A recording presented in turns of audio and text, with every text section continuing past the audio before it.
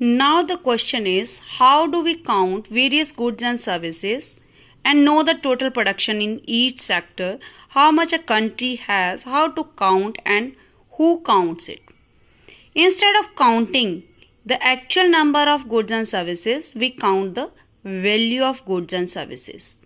How? This is called GDP. GDP means gross domestic product. Definition: the total value of final goods and services produced in a country in a year.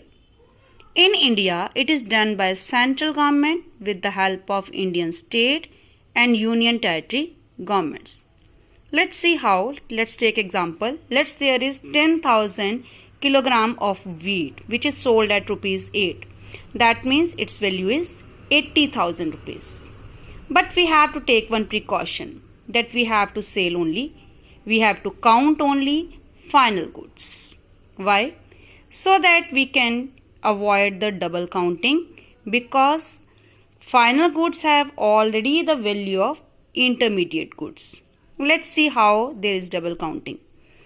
Let's see one example. Let wheat is there which is sold at 8 rupees per kg to the flour mill, and flour mill is making the flour and selling it to the biscuit factory at 10 rupees kg. Then this biscuit factory is making the biscuits and selling in the market this biscuit, adding sugar etc. in it and selling it at rupees 60 kg.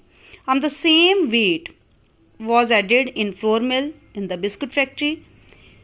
That means the same value is adding again and again. To avoid it, we will take final goods only. From here, from this discussion, we can see there are two types of goods: final goods and intermediate goods. Let's see its difference. Final goods are used by the consumer, means by us, whereas intermediate goods are used by the producer to produce. Intermediate is basically the raw material. The value of final good is added in GDP, whereas value of intermediate is not added in GDP. Final goods are not resold. That means we cannot make any product from here, whereas intermediate are resold. See, firstly wheat was sold, then it become flour mill, then he sold, it become biscuit. So these are resold.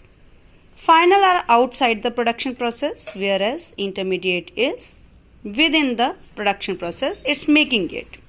For example, final is the biscuit, whereas intermediate is sugar, milk, wheat, which is used in making the biscuit. Let's see how there was historical change in these three sectors. Firstly, most of the people were engaged in primary sector. Then there was development of industries. Almost it took 100 years and it changes to secondary sector.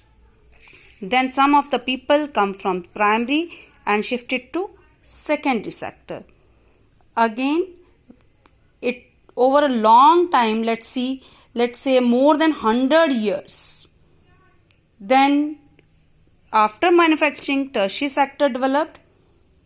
There has been further shift from secondary to tertiary in the developed countries. Now in primary, before most of the people were engaged in primary, but now most of the people are engaged in tertiary.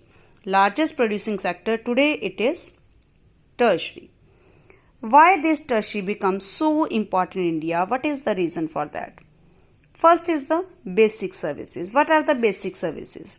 Hospital, school, transportation, LIC, insurance, post office.